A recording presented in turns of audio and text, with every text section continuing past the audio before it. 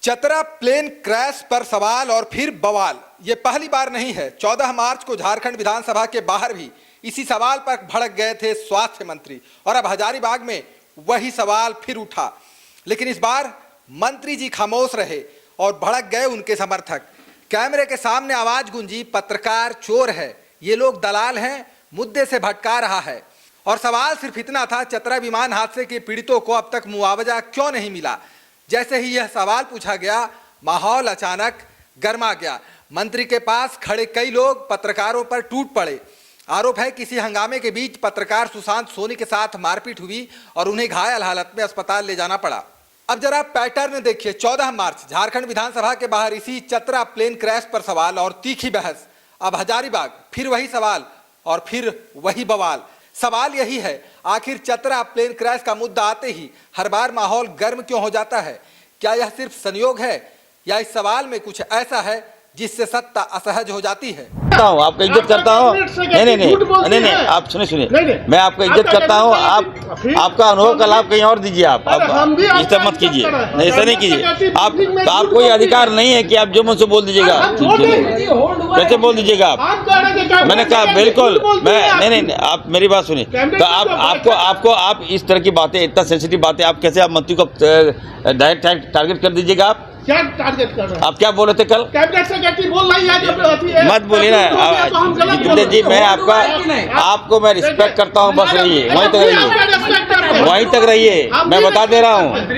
हाँ बिल्कुल। देखिए आप एक बार ये देखिए, विपिन जी ने जो बातें कहा, देखिए कल जब बातें आई, हमने ब्रीफ किया था मीडिया में कि जो रेड बर्ड जो कंपनी है, इसके खिलाफ मैं हूँ। कहा कि जांच नहीं लिखा, चिट्ठी नहीं लिखा। अरे आपको कैसे मालूम चिट्ठी नहीं लिखा? मैंने चिट्ठी लिखा है, मैं दिखाई। आप कौन होते हैं? आप कौन होते दिखाने वाले? आपको हम दिखाएंगे।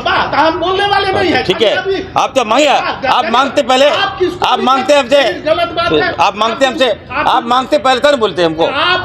दूसरी बात सुनिए, मैं आ रहा हूँ। देखिए आप रेड बर्ड कंपनी, एक मिनट विपिन जी सुनिए। कैबिनेट में बातें आई थी, मैंने विरोध किया कि नहीं सर ये ठीक नहीं है। उसके बाद इस मामले को होल्ड किया गया। मुद्दा क्या है? पीड़ित परिवार आज भी जवाब मांग रहा है। मुआवजा कहाँ है? कार्रवाई कहाँ है? जिम्मेदारी किसकी तय हुई? लेकिन हर बार जब यही सवाल उठता है, फोकस सवाल से हटकर सवाल पूछने वाले पर क्यों चला जाता है? इस बार भी यही हुआ। मंत्री से सवाल पूछा गया, लेकिन जवाब समर्थकों ने दिया, वह भी आक्रामक अंदाज में। चोर, दलाल, यानी जवाब नहीं, सवाल पूछने वाले की नीयत पर हमला। और सबसे बड़ा सवाल अब यही है, मंत्री जी खुद खामोश क्यों रहे? अगर सवाल गलत था तो जवाब देते, अगर सवाल सही था तो अपडेट देते। लेकिन चुप्पी मंत्री की रही और गुस्सा समर्थकों का फूटा।